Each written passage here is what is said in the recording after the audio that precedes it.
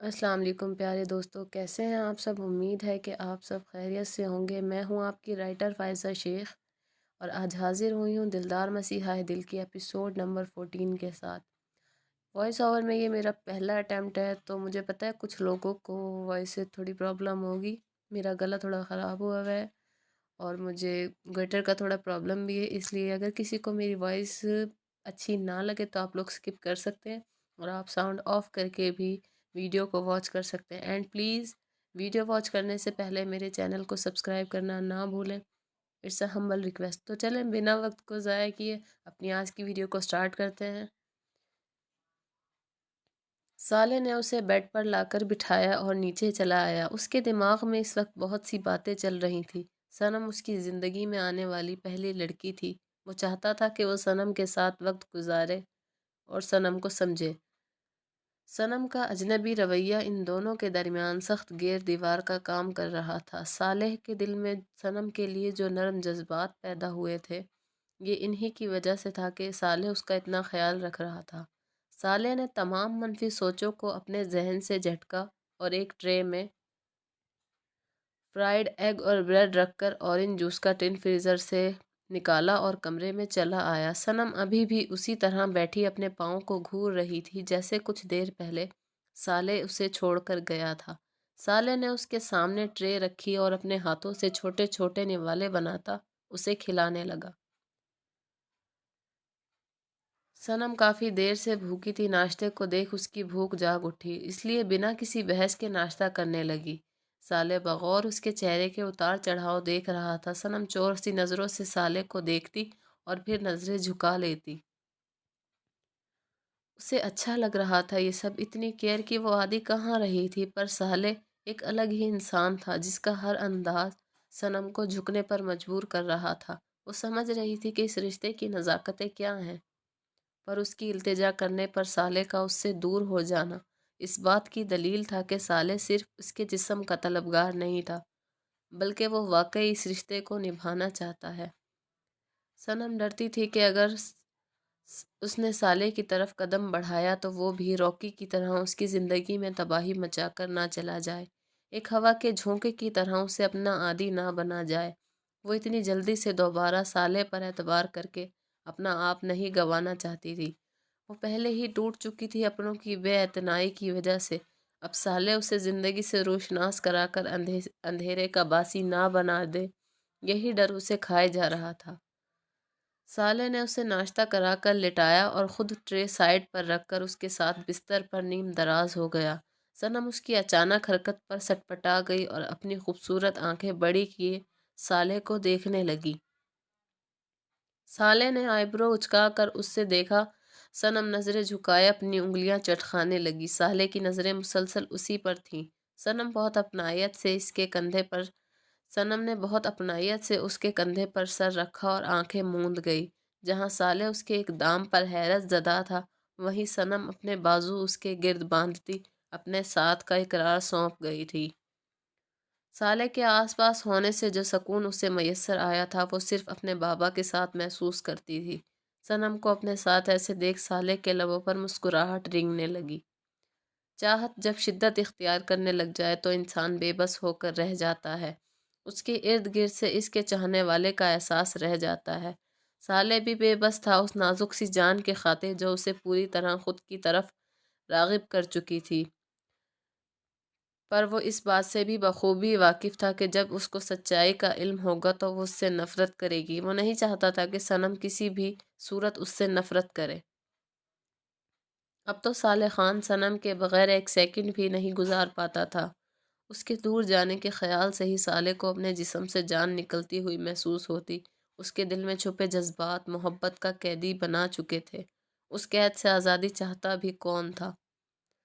साले हौले से उसके बालों में उंगलियां फेरता अपने नरम गरम लम्स से रूह तक सकून उतार रहा था। कुछ ही देर में साले के पुरहिद्दत लम्स के असर से सनम सो चुकी थी। जब कभी लगने लगे कि अकेले हो तो शिकवा करना छोड़ दो, क्योंकि रब तो सबका है। वो कोई ना कोई साथी ज़रूर भेजता है जो आपकी रूह के ज़ख्मों को भरने के लिए किसी न किसी को भेज देता है। دلاور صاحب گھر آ چکے تھے۔ ابتہاج ماہ کے انکار کرنے کے باوجود اسے دلاور صاحب کے پاس گھر لے آیا تھا۔ ماہ اپنے آپ سے سخت نالاں تھی۔ وہ دلاور صاحب کا سامنا کرنے سے کترا رہی تھی۔ ضبط کا دامن کب چھوٹ جائے پتہ نہیں۔ وہ خود پر سخت پہرے بٹھائے بیٹھی اپنی سوچوں پر نالا تھی۔ کیسے وہ سامنا کرتی باپ کا، جبکہ ان کے دل پر لگے زخم صرف صنم دلاور شاہ ہی دھو سکتی تھی۔ والدین کی محبت ایسی ہی پرخلوص ہوتی ہے، جس میں کوئی مطلب، کوئی گناہ اور کوئی ثواب معنی نہیں رکھتی ہے تو صرف اپنی اولاد کی محبت۔ ایسی ہی محبت دلاور شاہ کے دل میں صنم دلاور شاہ کے لیے تھی، جسے کوئی بھی مٹا نہیں سکتا تھا۔ بے شک ان کے ساتھ کتنا ہی غلط کر چکی تھی، ان کی عزت کو خاک میں ملا کر اپنے قدموں تلے رون چکی تھی۔ ایسی ہی ہوتی ہے پرخلوص محبت، جو ماں باپ کے علاوہ کوئی نہیں کر سکتا۔ دلاور صاحب اپنے کمرے میں آرام کر رہے تھے۔ منیبہ بیگم جو ان کے لیے سوپ لا رہی تھی، ماہا اور ابتہاج کو وہیں کھڑے دیکھ حیران ہوئیں۔ انہیں لگ رہا تھا کہ ماہا یہاں آنے سے انکار کر دے گی۔ ابتہاج کی گھوریوں کو نظر انداز کر کے ماہا نے اپنی ماں کے ہاتھ سے سوپ کا پیالہ لیا اور دلاور شاہ کے کمرے کی طرف اپنے قدم بڑھا دیے۔ وہ نہیں چاہتی تھی کہ اس کی ماں پریشانی اٹھائے۔ ماہا نوک کر کے کمرے میں داخل ہوئی۔ دلاور شاہ جو نکاحت زدہ سے بستر پر نیم دراز تھے، آنے والے کو دیکھ کر ہمت کر کے بیٹھنے لگے۔ ماہا نے اندر آتے ہی سوپ کا باؤل ایک جانب میز پر رکھا اور دلاور صاحب کے سامنے وہ سر جھکائے بیٹھی۔ دل پہ بڑھتا بوجھ اسے بولنے پر اکسانے لگا، جبھی وہ آج اپنے بابا سے شکوہ کرنے لگی، جبکہ وہ ایسی نہیں تھی۔ وہ تو شروع سے ہی بس دینا جانتی تھی۔ اپنوں کی محبت، ان کی شفقت کہاں اسے میسر آئی تھی۔ بابا، آپ نے کبھی میرے سر پر محبت سے اپنا شفقت بھرا ہاتھ نہیں رکھا۔ آپ نے کبھی بھی مجھے صنم کے جیسی محبت پیار نہیں دیا۔ کیا میں آپ کا خون نہیں ہوں؟ کیا میں آپ کی اپنی بیٹی نہیں ہوں؟ میں نے تو آپ کے لیے آپ کا ہر فیصلہ تسلیم کیا، کبھی اف تک نہیں کہا آگے سے، مگر آپ کے دل میں آج بھی صنم کے لیے اتنی ہی محبت ہے۔ کیا میری محبت نظر نہیں آتی آپ کو؟ میری تڑپ، میری آنکھوں میں آپ کی محبت کی شفقت پانے کی جو تڑپ ہے، کیا وہ آپ کو نہیں دکھتی؟ ماہا دلاور شاہ کے پاس بیٹھی ان کی آنکھوں میں دیکھ اپنے اندر کا حال اپنے بابا سے بیان کر رہی تھی، جو بظاہر نظریں جھکائے ہوئے تھے، مگر ماہا کا کہا ایک ایک لفظ آج ان کے دل پر بری طرح اثر کر رہا تھا۔ وہ جانتی تھی جب وہ ٹھیک ہوں گے تو ان کا سایہ، ان کی شفقت، ان سب سے وہ محروم ہو جائے گی۔ ماہا نے نم آنکھوں سے اپنے ہاتھ میں موجود اپنے باپ کے ہاتھ کو دیکھا اور پھر نرمی سے ان کے ہاتھ پر بوسہ دیتے وہ اپنے آنکھوں سے لگا گئی۔ بابا، آپ جانتے ہیں جب بچپن میں آپ صنم سے محبت کرتے تھے نا، تو میں چھپ چھپ کر دیکھتی تھی سب۔ میرا دل چاہتا تھا کہ مجھ سے بھی آپ ویسی ہی محبت کریں جیسے آپ صنم سے کرتے ہیں، مگر میں ہمیشہ سے آپ کی محبت کے لیے ترستی رہی۔ کیا آپ کو کبھی احساس نہیں ہوا کہ آپ کی اس شفقت، اس محبت پہ میرا بھی حق ہے؟ ماہا نہیں جانتی تھی کہ اس کے کہے الفاظ دلاور شاہ کے دل و دماغ پہ کیسے بری طرح سے اثر کر چکے تھے۔ ماں کے وجود کا تو وہ ہمیشہ ہی ان کے سامنے تھا، مگر پھر کیسے وہ اپنی بیٹی کو نظر انداز کر گئے۔ احساس شرمندگی سے دلاور شاہ کی آنکھیں بھیگ گئی تھیں۔ انہوں نے نرمی سے اپنی نم آنکھوں سے اپنے ہاتھ پہ سر رکھے روتی ماہا کے سر پر اپنا کپ کپاتا ہاتھ رکھا۔ ماہا نے سر اٹھایا، اپنے بابا کو دیکھا جن کی آنکھیں خود بھی نم تھی۔ وہ بری طرح سے تڑپتے سر ان کی گود میں رکھ گئی۔ کتنا سکون تھا ان کی آغوش میں، یوں جیسے زمانے کی گرم ہوائیں بھی اس کے وجود کو چھو نہیں پائیں گی۔ ماہا نے لب بھینچتے اپنے آنسوؤں پر بند باندھا تھا۔ دروازے پر ہوتی دستک پر ماہا فوراً سے سیدھی ہوئی تو دلاور شاہ نے بھی اپنی آنکھیں رگڑتے سامنے دیکھا، جہاں ابتہاج دروازے کے پاس کھڑا تھا۔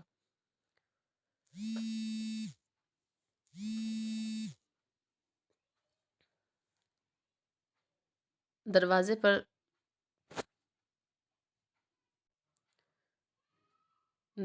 پر ہوتی دستک پہ ماہا فوراً سے سیدھی ہوئی تو دلاور شاہ نے بھی اپنی آنکھیں رگڑتے ہوئے سامنے دیکھا، جہاں ابتہاج دروازے کے پاس کھڑا تھا۔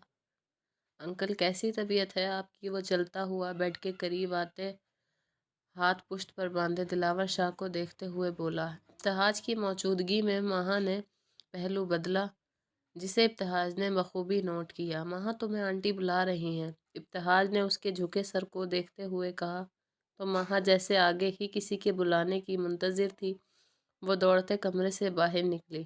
اپنے آنسو صاف کرتے وہ نیچے کچن کی جانب جانے لگی کہ اچانک سے اپنے ہاتھ پر کسی کی سلگتی گرفت محسوس کرتے ماہا نے آنکھیں پھیلائے مڑتے ہوئے ابتہاج کو دیکھا، جو اس کا ہاتھ پکڑے اسے لے کر ایک کمرے میں آیا تھا۔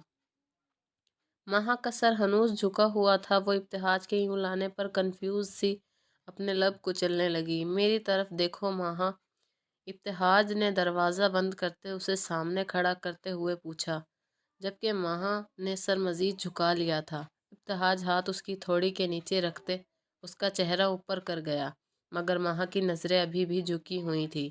ابتہاج نے نرمی سے جھکتے اس کی دونوں آنکھوں پہ بوسہ دیا تو بے اختیار ہی ماہا نے دھڑکتے دل سے اسے دیکھا۔ اس کے رونے سے سوجی سرخ آنکھوں کو دیکھ ابتہاج نے ایک ہاتھ اس کی کمر کے گرد حائل کیا اور جھٹکے سے اسے اپنی جانب کھینچا۔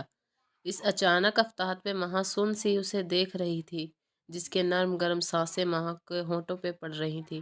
ابتہاج نے دوسرا ہاتھ اس کے سر کے نیچے رکھتے اسے اپنی جانب کھینچا اور شدت سے اس کے کپ کپاتے ہوئے نازک ہونٹوں کو اپنے لبوں کی قید میں لے گیا۔ اس کی نازک سی جان کو سہما گیا۔ ابتہاج کی شدت بھری گرفت اپنے ہونٹوں پہ پاتے اور اس کی آہنی ہاتھ کا پرتپش لمس اپنی کمر پہ سرکتا محسوس کرتے ماہا کی دھڑکنیں منتشر ہونے لگیں۔ ماہا نے ابتہاج کے سینے پر ہاتھ رکھتے اسے خود سے دور کرنا چاہا تھا، جبکہ ابتہاج کا ایسا کوئی ارادہ نہیں تھا۔ جبھی وہ اس کے نازک وجود کو تھامتے دیوار سے لگا گیا، نرمی سے اس کے نازک ہونٹوں کو آزادی بخشتے ابتہاج اب اس کی گردن پہ جھکا اپنی بڑھتی تشنگی مٹا رہا تھا۔ وہیں اس کے سلگتے لمس کو اپنی گردن پہ پاتے ماہا نے آنکھیں میچتے گہرے سانس بھرے۔ کیا سزا دوں تمہیں میری آنکھوں کو یوں رلانے کی؟ گردن سے سرکتے اس کے ہونٹ ماہا کے کان کے قریب ہوئے تھے۔ وہ سرگوشی میں کہتا اس سے شکوہ کرنے لگا، جبکہ ماہا جسے اس بات کی توقع نہیں تھی ابتہاج کے یوں کہنے پہ وہ آنکھیں کھولے اسے دیکھنے لگی، جس کی آنکھوں میں ماہا کے لیے بے انتہا محبت تھی۔ ماہا کی نظریں اپنے چہرے پہ پاتے ابتہاج دلکشی سے مسکرایا اور جھکتے اس کی آنکھوں پہ بوسے دیے، ہونٹ اس کی ناک پہ رکھتے وہ اس کے گالوں کو ہلکے سے چھوتے، پھر سے اس کی نازک ہونٹوں کو اپنی گرفت میں لیتے اپنی سانسوں میں اس کی مہکتی سانسوں کو بھرنے لگا۔ میں نیچے ویٹ کر رہا ہوں، آ جاؤ گھر چلیں۔ ابتہاج نے دھیرے سے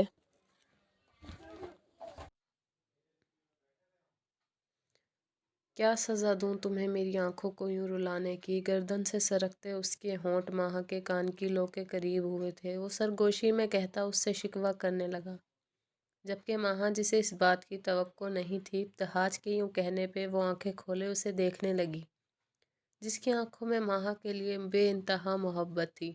ماہا کی نظریں اپنے چہرے پر پاتے ابتہاج دلکشی سے مسکرایا اور جھکتے ہوئے اس کی آنکھوں پر بوسہ دیا، ہونٹ اس کی ناک پہ رکھتے وہ اس کے گالوں کو ہلکے سے چھوتا، پھر سے اس کے نازک ہونٹوں کو گرفت میں لیے اپنی سانسوں میں اس کی مہکتی سانسوں کو بھرنے لگا۔ میں نیچے ویٹ کر رہا ہوں، آ جاؤ گھر چلتے ہیں۔ ابتہاج نے دھیرے سے اس کے ہونٹوں کو آزادی بخشتے ناک اس کی ناک سے مس کرتے کہا تھا۔ اپنی قربت میں ماہا کے لال پڑتے گال ابتہاج کو مزید بہکا رہے تھے۔ وہ بھرپور نظر اس کے نازک وجود پر ڈالتے باہر نکلا، پیچھے وہ اس کی پشت کو دیکھتے گہرے سانس بھرنے لگی۔ ابتہاج گاڑی سے نکلتے ماہا کا ہاتھ تھامے اندر داخل ہوا تو نظر گارڈن میں پودوں کو پانی دیتے سمیر پر پڑی۔ ہے برو کم ہیئر، دیکھو میں پودوں کو پانی دے رہی ہوں۔ سمیر نے دور سے آتے ماہا اور ابتہاج کو دیکھتے بلند آواز میں ان کو مخاطب کیا۔ ابتہاج نے ایک نظر ماہا پہ ڈالی جو کافی کنفیوز سی تھی، اور پھر مسکراتے ہوئے وہ سمیر کی جانب بڑھا۔ گڈ انگریزی بندر، مجھے لگتا ہے کہ تم یوں ہی باہر بھی یہی کام کرتے ہوگے۔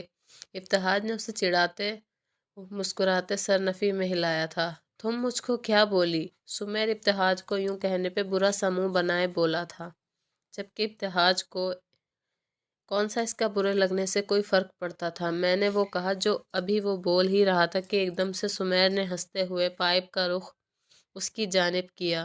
ابتہاج نے ہاتھ چہرے پر پھیرتے اپنے بھیگے کپڑوں اور پھر غصے سے سمیر کو دیکھا، جو اس کی غصیلی نظروں کو خود پہ پاتے سر نفی میں ہلاتے فوراً اسے پائپ چھوڑتے بھاگا تھا۔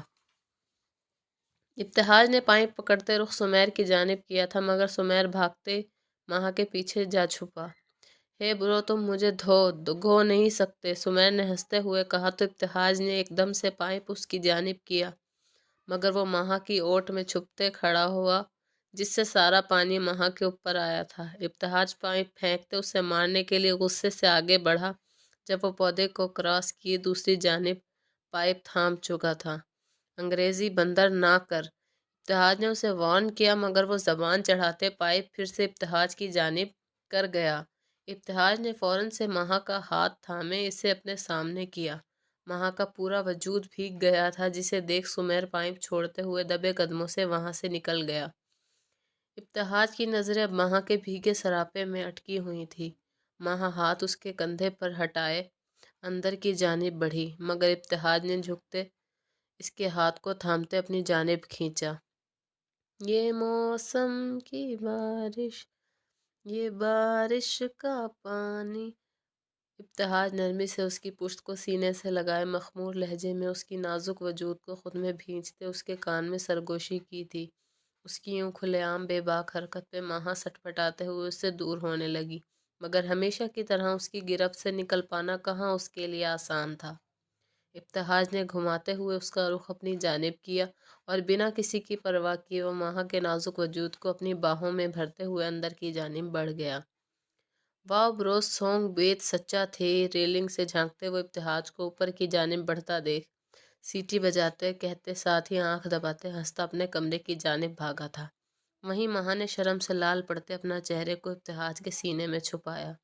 ابتہاج کہکا لگاتے اپنے بھاری قدم اٹھائے کمرے میں آیا اور پاؤں سے دروازہ لاک کیے وہ ماہا کے چہرے کو دیکھنے لگا۔ کمرے میں پھیلی فسوں خیز خاموشی ابتہاج کے سینے میں اٹھتے طوفان کو بھڑکا رہے تھے۔ ماہا اس کی لو دیتی نظروں سے بچنے کے لیے جلدی سے اس کی باہوں سے آزاد ہوتے کبرڈ سے اپنے کپڑے لیے ڈریسنگ روم کی جانب بڑھی۔ اپنی پشت پہ گڑی ابتہاج کی نظروں کی تپش اس کا سانس خشک کر گئی۔ وہ جلدی سے اس کی نظروں سے اوجھل ہونا چاہتی تھی۔ ماہا نے ٹھا سے دروازہ بند کیا اور گہرے سانس بھرتے خود کو پرسکون کرنے لگی۔ ہاتھ کمر کے پیچھے لے جاتے ماہا نے جیسے ہی ہلکی سی زپ کھولی، ماہا نے ٹھا سے دروازہ بند کیا اور گہرے سانس بھرتے خود کو پرسکون کرنے لگی۔ ہاتھ کمر کے پیچھے لے جاتے ماہا نے جیسے ہی زپ ہلکی سے کھولی تو دروازہ کھلنے کی آواز پہ ماہا نے جلدی سے ہاتھ کھینچا تھا۔ اس سے پہلے کہ وہ گھومتے ابتہاج تیزی سے اسے قریب کر آتے اس کے پیٹ پہ باندھے اپنے دہکتے ہونٹ اس کی کمر پہ رکھتے اسے بری طرح سے لرزنے پر مجبور کر گیا۔ ابتہاج کا ہاتھ اپنی زپ پہ الجھتا پاتے ماہا نے جلدی سے اپنا رخ موڑا، اس کے سینے میں اپنی پناہ ڈھونڈی تھی، مگر ابتہاج نے نرمی سے اس کے بالوں کو کندھے سے پیچھے کیا اور ہونٹ اس کی شفاف گردن پہ رکھتے وہ اسے خود میں سمٹنے پر مجبور کر گیا۔ ماہا نے آنکھیں بند کی خود کو چھڑانے کی چھوٹی سی کوشش کی تھی، مگر ابتہاج کی گرفت جان لیوا ہوتی گئی۔ ابتہاج نے اسے خود میں بھینچے اس کی سانسوں کو پھر سے قید کیا تھا۔ ماہا کا نازک سا دل اس کی اتنی سی محبت پہ پھر سے ابتہاج کے لیے بری طرح سے دھڑک رہا تھا۔ جانے کیوں مگر ابتہاج کی محبت، اس کا چھونا ماہا کی روح کو سرور بخشتا تھا۔ وہ چند لمحوں کے لیے ہی صحیح مگر اس سرور کو خود میں محسوس کرنا چاہتی تھی۔ ابتہاج نے نرمی سے اس کے ہونٹوں کو آزادی دیے، ہونٹ اس کی تھوڑی پر رکھے اور پھر جھکتے وہ اس کی گردن پہ اپنی محبت کی برسات کرنے لگا، جبکہ ابتہاج کا دوسرا ہاتھ ماہا کی زپ میں الجھا ہوا ماہا کی سانسیں بے ترتیب کر گیا تھا۔ اس سے پہلے کہ ابتہاج کی جنون خیزیاں انتہا کو پہنچتی، اچانک سے دروازے پہ ہونے والی دستک نے ماہا کو جیسے ہوش میں لایا تھا۔ ابتہاج کے سینے پہ ہاتھ رکھے وہ اسے خود سے دور کرتے ہوئے فاصلہ بنا گئی۔ ابتہاج بھی ایک نظر اس کے معصوم چہرے پہ ڈالتا ڈریسنگ روم سے باہر نکلا تھا۔ سالے کی مضبوط باہوں کے حصار میں وہ ساری تکلیفیں ساری اذیتیں بھلائے گہری نیند پرسکون نیند میں تھی، جبکہ سالے ایک ہاتھ اس کی کمر کے گرد حمائل کیے اسے خود سے لگایا اس کے حسین چہرے کو دیکھ رہا تھا۔ اس کے خوبصورت نین نکوش کو اپنے ہونٹوں سے چھونے کی خواہش وہ صنم کی نیند کی وجہ سے اپنا اندر دبائے گہرا سانس بھرتے ہوئے آنکھیں موند گیا کہ اچانک سے صنم نیند میں بڑبڑاتے ہوئے کچھ کہتے ڈرتے ہوئے چیخنے لگی۔ साले ने आंखें खोलते हुए उसे देखा। सनम, सनम। साले ने उसे पुकारा मगर वो ख्वाब के ज़ेरे असर थी, जब भी इस पर असर नहीं हुआ। साले ने उसे झिंझोड़ते हुए उसे कंधों से पकड़ते हुए हिलाया। सनम अपनी हसीन बड़ी बड़ी आंखों में खौफ लिए खुद पे झुके साले को देखने लगी, जिसके चेहरे पे इज़्तिराब फैला हुआ था। सनम रोते हुए उसके सीने से जा लगी। साले ने नरमी से उसके गिर्द अपने बाजुओं का हिसार बांधते उसकी कमर को थपका। शायद वो ख्वाब में डर गई थी। साले, मुझे मेरे पापा से मिलना है, वो नाराज़ हैं मुझसे, मैं अच्छी बेटी नहीं हूँ, मैंने इनको दुख दिया है, प्लीज़ मुझे बाबा के पास ले चलो। साले के सीने से लगी वो बुरी तरह से कपकपा रही थी। साले ने नरमी से उसके बालों में उंगलियां चलाते उसे पुरसुकून किया, मगर वो कहाँ पुरसुकून हो पा रही थी। अपने माँ बाप को भरी दुनिया में यूँ सरेआम तमाशा बनाते वो खुद कैसे पुरसुकून रह सकती थी। माँ बाप औलाद की जन्नत होते हैं, अगर औलाद ही अपने माँ बाप को रुस्वा कर दे तो भला वो कैसे पुरसुकून रह सकते हैं। खामोश हो जाओ सनम, सब ठीक है, कुछ भी नहीं। साले ने नरमी से इसके माथे पे बोसा देते उसे अपने होने का एहसास दिलाया। जब भी वो कुछ हद तक पुरसुकून हुई थी, इसकी नॉर्मल चलती सांसों को महसूस करते, साले ने उसे नरमी से बेड पर लिटाते उसके दोनों हाथों को अपने हाथों में उलझाया, बेड से लगाया। सनम सहमी नज़रों से साले को देख रही थी, जिसकी नज़रें सनम की कुर्बत में सुर्ख हुई थी। साले सनम की आंखों में देखते हुए झुकते इसके होंठों को गिरफ्त में लिए खुद को सैराब करने लगा। सनम ने मचलते उसे दूर करना चाहा, मगर साले की गिरफ्त मजबूत बाहों से निकलना कहाँ आसान था। वो रफ्ता रफ्ता उसकी सांसों में खुद को सैराब किए बहकने लगा। होंठों से कंधों तक का सफ़र तय करते वो सनम को बुरी तरह मचलने पे मजबूर कर गया। सनम तेज तेज सांस भरते अपने हाथों को छुड़वाना चाहा, जो साले की आहिनी गिरफ्त में थे। अचानक मेज़ पे पड़ा साले का फ़ोन बजा था। साले ने सर उठाते फ़ोन को गुस्से से घूरा था, जबकि सनम शुक्र भरा सांस लेते अपने हाथों को आज़ाद कराने लगी। साले उसे आज़ाद किए बेड से उतरा था। फ़ोन पे नंबर देखते साले के माथे पे एकदम से बल नमूदार हुए। वो मरते सनम को देखते फ़ोन लिए कमरे से बाहर निकला। साले के जाते ही सनम ने गर्दन घुमाए, टाइम देखा तो उसे शदीद झटका लगा। वो इतनी देर सोती रही थी।